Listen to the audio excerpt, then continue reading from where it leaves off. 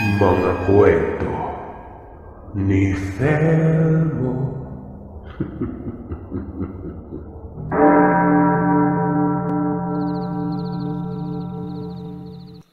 Pinayagan naman kami ni tatay pero sa puntong yon ay hindi na pinadala ni tatay yung kwintas na yon. Tanging itak na tanso at kutsilyong tanso lamang ang pinadala niya. Kinagabihan, pumunta kami kina Pasing. At nung naroroon na kami, ang laki na ng ngiti ng nanay ni Pasing na parang ibang-iba ito nung unang gabi na umakyat kami ng ligaw. Inanyayahan niya kami kaagad-agad na pumasok sa pamamahay nila. Katunayan, inakbayan pa ako nito, kaya nakikisabay na rin ako noon. Hinanap ko si Mang Gabo para sana habang nag-uusap si Berting at Pasing, kami naman ay nagiinom. Pero ang sabi ng nanay ni Pasing ay umuwi umano ito ng Cebu dahil namatay umano ang kapatid nito. Kaya nanlumo naman ako sa puntong yon. Habang nag-uusap si Pasing at Berting, ang nanay naman ito ay nagluluto ng kamote. Naisipan kong lumabas para sana umihi sa may likuran. Dun sa likuran na yon, nanlaki ang mga mata ko, Sir Seth. Paano ba naman? Nung iihi na sana ako ay may narinig akong parang hayop na kumakain. Alam niyo yung baboy na kumakain, di ba? Ang ingay nun. Kaya sinundan ko yung ingay na yon. At doon ako dinala sa isang bahay na kalapit lang sa bahay nila Pasing. Kung hindi ako nagkakamali ay pinsan ito ni Pasing noon. At saktong nung naroroon ako, dumikit ako sa dingding ng kubong yon at gumawa ko ng konting butas. Yung saktong butas lang para makasilip ako. Madali lang ako nakagawa ng butas sa kadahilan ng gawa lamang sa pawid ang dingding na yon. Pagsilip ko, nanlaki ang mga mata ko. Kitang-kita ko na kumakain ang lalaking yun pero ang nakakagulat doon, buong baboy ang nilalantakan niya. Hilaw pa. Maya-maya, biglang may pumasok na dalawang tao. Nakikilantak din doon sa baboy na yon. Nung una ay nahihirapan pa akong makita ang mga itsura nila gawa ng gasera lamang ang ilaw at minsan natatakpan pa nila yon.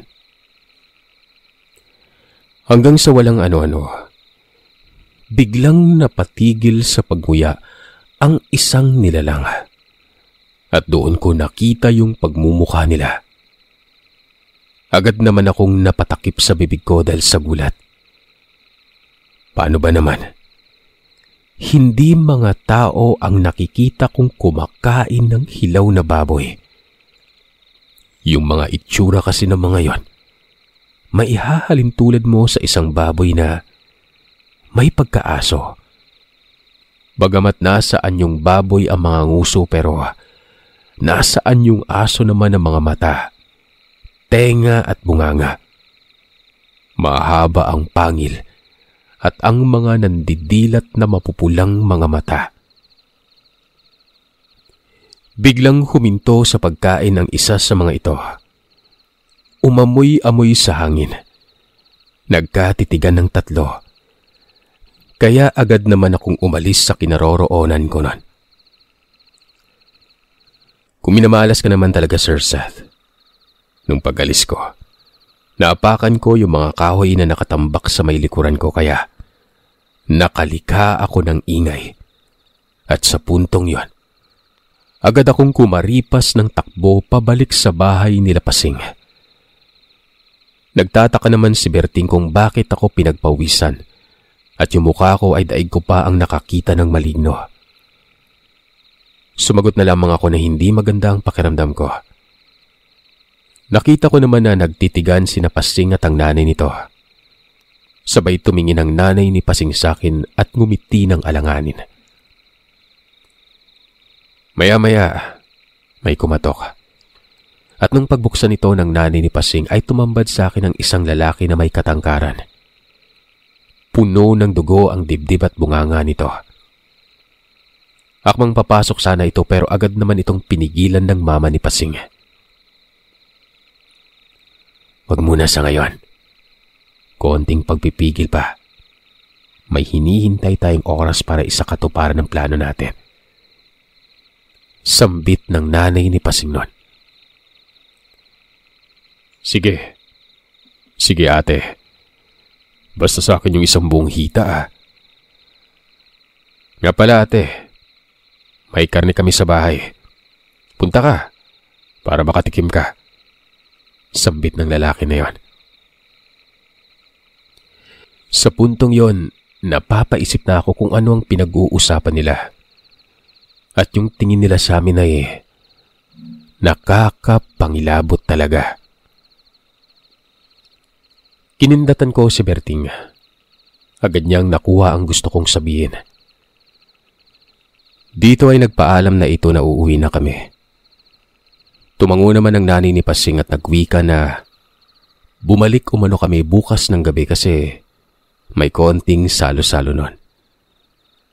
Hinatid kami ni Pasing sa may paanan ng bundok at nagsabi ito na kung maaari ay huwag na daw kaming bumalik bukas ng gabi kasi yung salo-salo na yon kabilugan ng buwan. Baka hindi namin umano magugustuhan ang mangyayari nun. Ha? Bakit naman Pasing? Anong masama kung bilog ang buwan bukas ng gabi? Mas okay nga yun para hindi kami mahirapan sa pagpunta dito. Kasi nga bilog, di ba? At maliwanag. At isa pa, nanay mo na mismo ang nag-aya Nakakabastos naman siguro kung hindi kami sisipot, di ba? Lalo na ako na naniligaw sa'yo. Mamaya anong isipin ng angkan mo sa akin? Sabi ni Berting. Hindi na umimik si Pasing. Umuwi na kami nun. At habang naglalakad kami ay nagtanong naman si Berting kung bakit ganun na lamang ang naging reaksyon ni Pasing sa paanyaya ng kanyang nanay. Kaya sumagot naman ako na baka hindi lang sanay si Pasing na may nakakasalo silang ibang tao sa kanilang salo-salo. Pero sa loob-loob ko, Sir Seth, pakiramdam ko, may hindi magandang mangyayari sa darating na salo-salo nun. Mabilis namang lumipas ang buong araw. Si Berting, maagang tinapos sa mga gawain sa buong araw kahit yung gawain na para sa akin na nakatoka nun. Tinulungan niya na akong gawin para daw matapos agad at makapaghanda na kami gawa ng babalik umano kami kila Pasing. Baka daw kasi nakalimutan ko na inimbitahan kami ng nanay niya sa isang salo-salo. Sinabihan ko si Berting na mauna na siyang maligo nun at magbihis. Susunod na lamang ako gawa ng may gagawin lamang ako. Nalingid sa kaalaman niya. Hinanda ko na ang halos 1 kilong asin at mga bawang at kalamansi. Binalot ko ng maigi sa isang plastik para hindi agad maamoy. At nung matapos ko nang gawin ang lahat ay nag-asikaso na rin ako nun. Pero bago kami umalis, isinukbit ko yung tansong punyal at buntot ng pagi. At saktong kakatapos lang itong dasalan ng aking ama. Sabi ni tatay, mas mainam daw itong gamitin kasi kakatapos niya lang palakasin ang dasal na nakapaloob sa mga yon. Naglalakad na kami papunta sa bahay nila Pasing. Nung naroroon na kami sa patawid ng sapa, pinagtitinginan kami ng iilan sa kababaryo namin. At ilan pa doon ang sumisigaw habang nagwiwika ng kung sigurado daw ba kami sa aming pupuntahan. Baka nakakalimutan umano namin na bantog na angkan ng aswang ang aming dadayuhin nun. At talagang sa gabi pang yon na bilog at nagdudugo ang buwan, dun pa kami pupunta. Ngumiti na lamang ako at sumagot, "Oo naman, Siguradong sigurado. Tsaka huwag kayong mag-alala kung sakaling totoo man ang haka-haka ng angkan ng aswang yung pupuntahan namin. Sigurado akong makakauwi kami ng ligtas. Pero sa loob-loob ko nun, parang ayoko nang tumuloy doon. Sa alulong pa lang ng mga aso sa hindi kalayuan, nakakapanindig balahibo na. Pero kailangan kong tatagan ang loob ko para hindi ako mahalata ni Berting. Matalik ko siyang kaibigan at kapatid na rin, kaya hindi ko siya bibiguin nun. Nagpatuloy kami sa paglalakad. Sa puntong medyo malapit na kami sa kambal na malalaking mangga, nagsitayuan ang mga balahibo namin ni Berting. Kinilabutan kami. Hinanda ko ang sarili ko. Hinawakan ko ng mahigpit ang tansong patalim na nakasukbit sa gilid ko.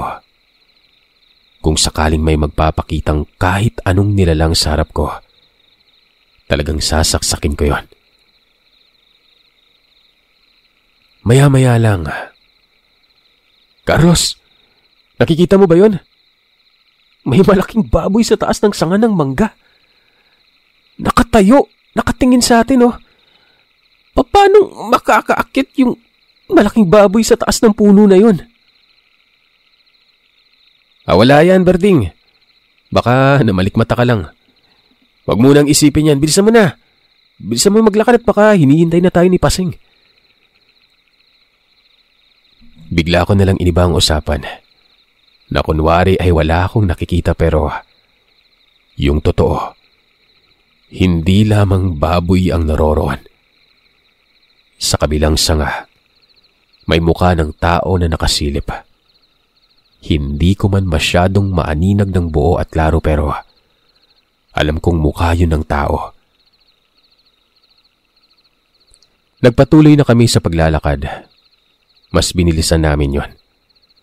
Hanggang sa narating na namin ang bahay nila Pasing. Berting, wala ata sa mood si Pasing ngayon ah. Tingnan mo, nakasimangot oh. Parang hindi natutuwa sa pagpunta natin. Oo nga pero hayaan mo na. Wala eh. Andito na tayo tsaka ayaw ko lang magmukhang bastos sa angkan ni Pasing eh. Maya-maya ay nagsalita ang nanay ni Pasing. O Pasing, dito na pala yung mga bisita mo. Asikasuhin mo naman. Painumin at busugin mo sila. Maya-maya lang, mag-uumpisa na tayo sa ating pagsasalo. Pinasunod kami ni Pasing sa loob ng kanilang bahay para paupuin at pakainin. Hindi kayo dapat nagpunta dito. Sinabi ko na sa inyo, di ba? Pagsisisihan niyo to. Hindi kayo nakinig sa akin. Sambit ni Pasing. Bakit naman Pasing? Ayaw mo bang makikisalo kami sa inyo? Ayaw mo bang nandito kami? Berting, hindi sa ayaw pero kayo yung ihahanda at pagsasaluhan ng angkan ko ngayong gabi. Alam kong alam niyo na angkan kami ng mga aswang. Hindi pa ako aswang sa ngayon pero malapit na akong maging katulad nila. Kaya kung ako sa inyo, umalis na kayo habang may pagkakataon pa. Walang ano-ano ay biglang sumingit ang isang lalaki at nagwika ito ng, Aba Pasing, huwag namang ganyan. Huwag namang bastos. Asikasuhin mo naman yung mga bisita natin at maya-maya lang magsisimula na tayo sa pagsasalo. Sabay ngiti nun. Tumahimik at yumuko si Pasing. Binigyan kami ng makakain na prutas at yung karne na may malapot na sabaw na hindi ko mawari kung anong karne yon. Nung bumalik na sa paglabas yung lalaki na tito ni Pasing, nagsabi si Pasing na wag umano naming kakainin ang karne na inihanda niya. Gawa ng sasama umano ang pakiramdam namin nun. At mawawalan kami na malay. Sinunod namin siya. Hanggang sa nakaramdam naman ako ng pagkahihinon. Nagpaalam ako sa dalawa na iihi muna ako sa labas pero ang totoo, bukod sa pag-ihi, Ang plano ko ay magmatsyag sa ginagawa nila. Nung nasa labas na ako, nagulat ako sa nakita ko. May malalaking kawali ang pinapakuluan ng tubig at lumalagablab ito sa apoy. Ito din ang dahilan kung bakit maliwanag ang paligid doon. Agad naman akong gumapang ng dahan-dahan papunta doon sa isang bahay kung saan ko nakita nung nakaraan yung mga nilalang na kumakain ng hilaw na baboy. At nung naroroon na ako, kitang-kita ko na yung mga taong nagpapakulo ng tubig sa malaking kawali ay may kung anong malapot na pinupunas ang mga ito sa kanilang katawan, na parang isang langis. Pero tinuloy ko pa rin ang bala kong pagmamatsyag. Nung nasa silong na ako ay may nakita kong mga bangang nakahilera. Napagpasyan ko na doon magtago pero maling desisyon pala yon. Paano ba naman? Pagbukas na pagbukas ko sa isang banga, tumambad sa akin ang isang ulo ng tao na dilat ang mga mata. Bagamat gusto nang kumalas ng kaluluwa ko sa katawan ko, tinatagan ko ang loob ko nun. Kinuha ko yung ulong yon at dahan-dahan akong gumapang pabalik kila Berting. Bit-bit mismo ang ulo na yon para ipakita sa kanya. At alam kong sa puntong yon, maniniwala na siya sa akin. Pero hindi pa man ako nakapasok sa bahay nila Pasing, narinig ko na umiiyak si Pasing at nagmamakaawa na bitawan si Berting. Agad ko namang sinipa ang pinto at bumungad sa akin na nakadagan na ang tito ni Pasing kay Berting habang sakal-sakal niya ito noon. Ewan ko ba, kusa na lamang gumalaw ang katawan ko. Binato ang bitbit kong ulo sa nilalang na nakapatong kay Berting noon. Agad kong niyakap si Pasing at tinutukan ng punyal ang leeg niya. Sa puntong yon ay napasigaw ang tito at nanay ni Pasing. Bitawan mo yung anak ko! Huwag na huwag ka magkakamaling saktan ng anak ko! Bitawan? Bibitawan ko lang si Pasing kung bibitawan niyo si Berting. Palit tayo. Hindi naman sila nagdalawang isip na bitawan si Berting, kaya binitawan ko na rin si Pasing noon. Sabay wika ng tito ni Pasing na mga katagang, wala kang utak. Sa tingin mo ba makakaalis pa kayong buhay dito? Kakainin namin kayo. At sisiguraduhin kong lalantakan kita ng buhay. Para ramdam mo ang sakit. At ikaw na mismo ang hihiling ng kamatayan mo. Pero hindi pa man ito tapos magsalita, Sir Seth. Bigla itong napahiyaw.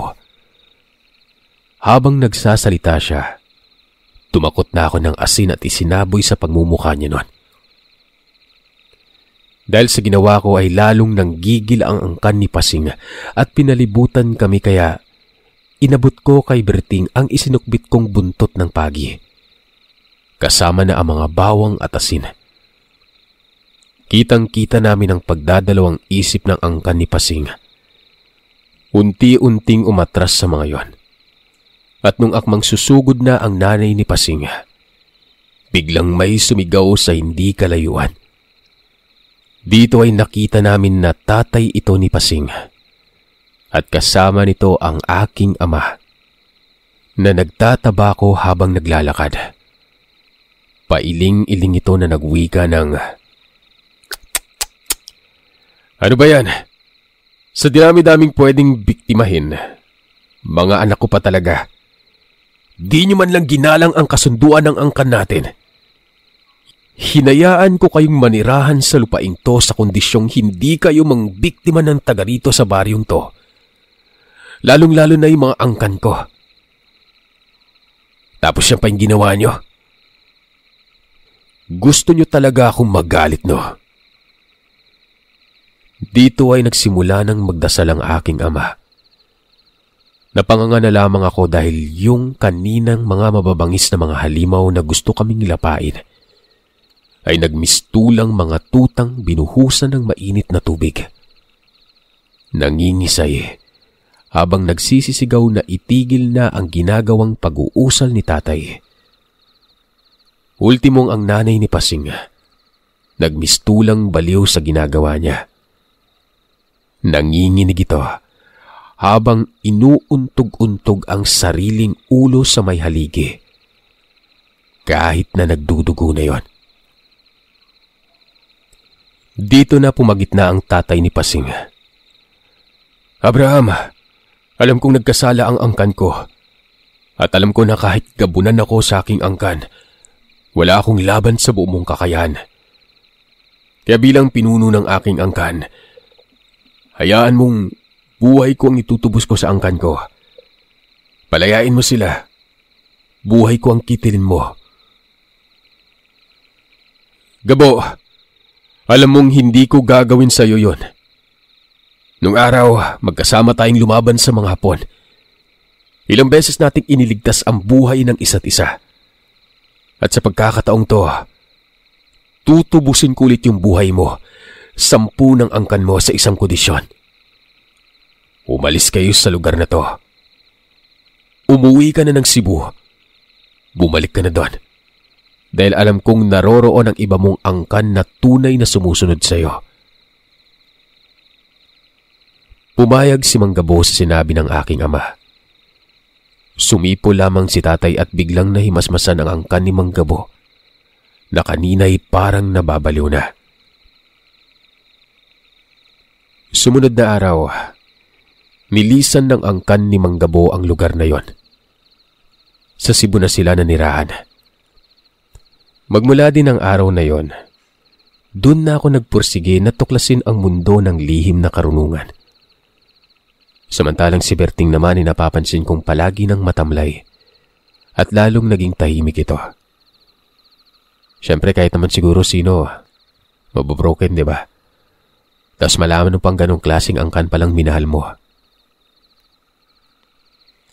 Pero siyempre hindi ko pa din pinabayaan si Berting. Hanggang sa isang araw, nasa 22 taong gulang na kami noon. Napadpad kami sa dating tirahan nila Pasing. Nagulat kami. At may mga iilang bahay na naman ang nakatirik doon kaya sa pagtataka namin, pinunta namin ni Berting yon. Laking gulat namin dahil bumalik ang angkan ni Pasing pero wala na si Mang Gabo at ang nanay nito. Kita ko naman kay Berting ang saya at pangungulila kay Pasing. Napatakbo at napaiyak si Berting papunta kay Pasing. Bigla niya itong niyakap. Pasing, salamat at nagbalik ka. Ang tagal kitang hinintay mula nung mawala ka dito. Palagi ako nagbabaka sakali na baka bumalik ka at eto na nga, nagbalik ka na. Agad naman din akong napatakbo papalapit kila Pasing. Pero bigla akong napahinto nang uminit ang kwintas ni tatay na sa panahong yon ay ako na ang nangangalaga. Pasing, huwag mong sabihin na ikaw na yung namumuno sa angkan mo? Tanong ko. Oo, Carlos. Magmula nung napatay si nanay at tatay, ako nang sumalo sa pagiging gabunan ng aming lahi. Ako nang pinuno sa angkan na to.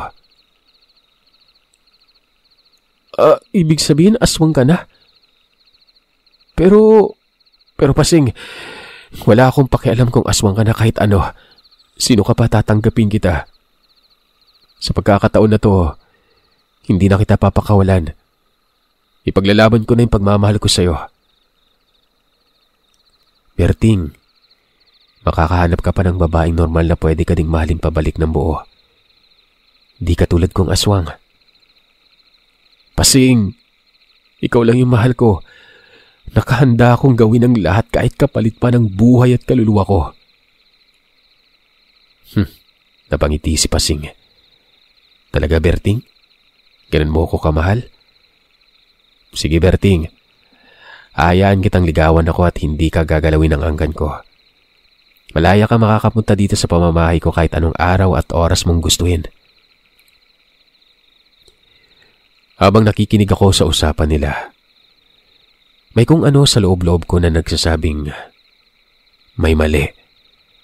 At parang bang patibong lamang ito ni Pasing. Pero dahil mahal ko ang kaibigan ko at itinuring kong kapatid, hinayaan ko ito sa kanyang gustong gawin. Nagdaan ang mga araw at buwan. Tuloy-tuloy ang panliligaw ni Berting kay Pasing. Nakakapunta siya kila Pasing kahit hindi ako kasama. Ayaw na niyang magpapasama sa akin noon. Kesa sa tuwing nagpipresenta akong samahan ito ay ayaw pa rin. Nagagalit pa kaya hinayaan ko na lang. Nga pala, sa puntong ito, may sariling bahay na si Berting at nasa tuktok ito ng bundok. Binigyan kasi siya ni tatay ng sariling lupain at hanap buhay para sa darating na panahon ng kanyang pag-aasawa ay may matatawag na siyang kanyang sariling ari-arian at hanap buhay. Ako naman ay doon pa din ako nakatira sa pamamahay namin. Ako na rin ang namamahala sa ilang negosyo at lupain namin noon. Dumaan pa ang ilang buwan. Napapansin ko sa bawat araw ng pagdalaw ko kay Berting sa kanyang pamamahay, wala siya doon. Hindi ko ito naaabutan. Ang palagi kong naaabutan at nakakausap ay ang kanyang katiwala. Sabi nito, noong mga nagdaang araw ay parang may nagbago nga kay Berting. Namamayat ito. Mainitin na ang ulo. Ang dating Berting na mabait at malumanay. Para na umanong demonyo. Dagdag pa nito, kada uwi umano ni Berting sa kanyang pamamahay, palaging may namamatay na baboy. Kung hindi baboy, kambing. Kung minsan naman ay mga manok at itik. Kaya naman naghinala agad ako nun.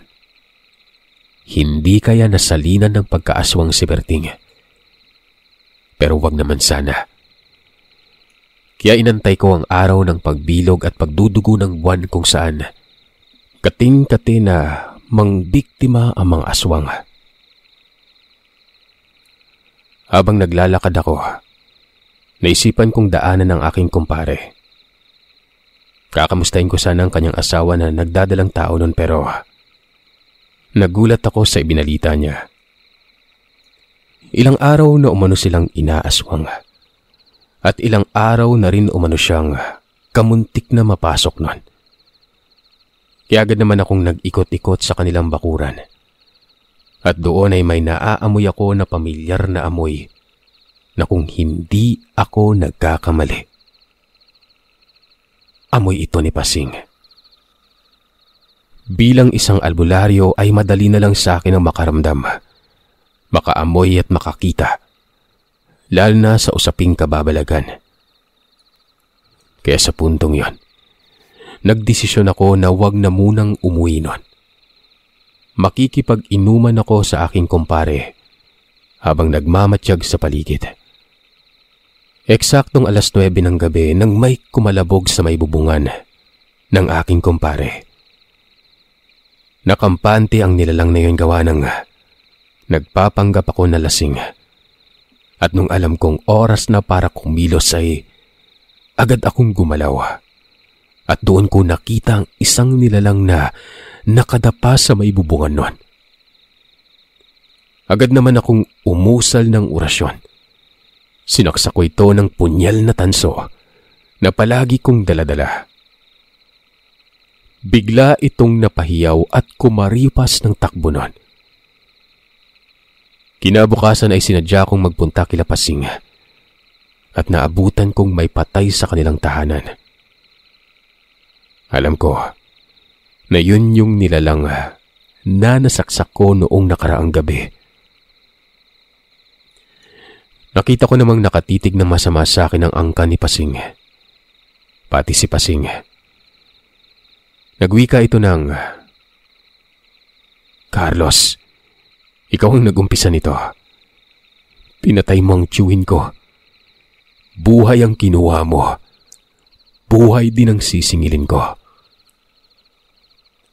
Pasing, nung nawala kayo dito, tahimik ang baryong to. Pero ngayon nagbalik kayo. Nagsisimula na namang magulo. Napupuno na naman ng pangangaswang ang baryong to. Magahaman kayo. Gawin mo ang gusto mong gawin, Pasing. Gagawin ko din ang gusto ko. Ako laban sa lahi mo. At isa pa, Pasing, alam kong may ginawa ka kay Berting. Pag sa oras na malaman kong pati si Berting ipinahamak mo,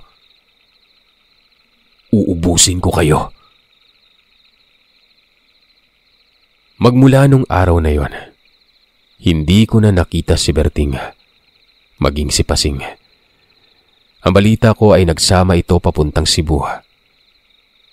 Lumipas ang 5 taon. Aba, bumalik ulit sina Pasing sa kanilang kuta nun. Kasama si Berting at may 2 na silang anak. Natuwa naman ako pero kasabay ng tuwang yon, may kalungkutan. Kalungkutan dahil kinumpirma mismo ni Berting na isa na rin siyang aswang. Masaya naman siya sa pagiging aswang niya at pinangako niya sa akin na bagamat isa na siyang aswang, ay hindi niya pa rin sinubukang tumikim ng laman ng tao. Puro lamang karne ng mga hayop. Humingi ito ng tawad sa akin dahil sa kanyang ginawa na hindi nagpakita sa akin ng mahabang panahon. Alam niya kasi umano na hindi ako papayag na maging ganun siya. Kaya siya na mismo ang lumayo sa akin. Sinabi ko naman sa kanya na ayos lang at naiintindihan ko siya. Basta buo ang pasya niya at masaya siya. Bagamat isang aswang si Berting ay nakapagtatakang nakakayanan niyang maglabas-pasok sa aking tahanan na punong-puno ng dasal at pangontra nun. Ayon sa kanya, nung nasa Cebu umano siya, napag-aralan niya ang ganong kakayahan. Sa una, sobrang hirap umano pero kung gugustuhin mo umano at talagang mabuti ang intensyon mo, magagawa mo. Dumaan ang panahon, nag-asawa na rin ako. Nagkaroon ng mga anak. Hanggang may isang pangyayari na kahit kailan, hindi ko makakalimutan. Fiesta noon sa aming baryo. Masaya ang lahat. Masaya kaming nagiinuman ni Berting. Nilalaro-laro niya pa ang mga anak ko at nagsabi na kahit anong mangyari, puprotekta niya ang mga anak ko. Kahit buhay pa niya ang kapalit nun. Bilang kabayaran sa lahat ng masasaya at mabuting samahan namin. At bilang itinuring niyang pamilya. Pagkatapos naming mag-inuman, nagpaalam si Berting na uuwi muna siya sa kanila at kinagabihan ay babalik siya para ipagpatuloy ang pagsasaya namin. Dakong 8:00 ng gabi habang nag-aantay kay Berting, biglang may nagsisigawan at nagtatakbuhan nun. Maya-maya, sunod-sunod na putok ng baril sa hindi kalayuan ang naririnig ko. Kaya napatakbo ako papunta doon. Kasi inisip ko na baka napahamak ang mga anak ko. Nagpaalam kasi ang mga ito na manood ng mga programa sa baryo. Doon ay naabutan ko ang mga anak ko na umiiyak kaya agad ko itong nilapitan at inakay pa uwi nun. At nung naroroon na kami, tinanong ko ang mga ito kung ano ang nangyari. Ayon sa kanila, habang naglalaro umano sila noon, biglang humarang si Pasing habang nanlilisik ang mga mata nito. Naglalaway.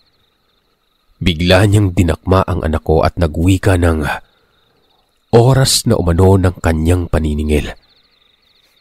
Maswerte umano siya dahil 2 daw ang kanyang mabibiktima. Nung kinakaladkad umano sila papunta sa likod ng baryo, humarang umano si Berting at agad na dinumog si Pasing. Habang nakikipagbuno umano ang dalawa, Sumisigaw si Berting na huwag biktimahin ng mga anak ko. Dahil parang mga anak niya rin umano ang mga yon. At sa kasamaang palad, habang nagwawala silang dalawa, biglang may dumating na mga tanod na nagroronda na may dalang baril. Pinagbabaril nila ang dalawang nilalang na nag-aaway nun. Humarang si Berting. Pilit sinasalo ang mga bala para lamang hindi matamaan si Pasing. Kaya ang nangyari, si Berting ang napuruhan. Agad naman akong napatakbo papunta sa likod ng baryo. Doon ko naabutan si Berting habang naghihingalo at yakap-yakap ni Pasing. Pasensya ka na, Carlos. Pero hanggang dito na lang ako. Salamat sa lahat. Salamat sa inyo na naging pamilya ko. Patawarin mo ako kung hanggang dito na lang ako. Yun ang mga huling kataga na narinig ko kay Berting. Bago ito nawalan ng buhay. Galit na galit ako kay Pasing noon. Siguro, kung walang mga tao doon ay baka ginilitan ko na siya ng leeg. Bilang albularyo ay gumawa ako ng ritual para mawala ang pagiging aswang ni Berting. Kahit sa huling antungan niya. Doon ko na din pinaburol ang kanyang labi sa aking pamamahay. Dahil kung doon sa pamamahay ni Pasing, sigurado akong lalantakan lamang ng angkan niya ang bangkay ni Berting. Nung inilibing na si Berting, nangako ako na hanggat maaari, hindi na ako papatay ng isa sa kanyang kalahi pero sa huli, hindi ko rin natupad yon. At yun nga sirsat ang kwento ng aking lolo at ng kanyang matalik na kaibigan. Maraming salamat sa pagbabasa nyo. Mabuhay kayo. At pati na rin ang inyong mga taga-subaybay.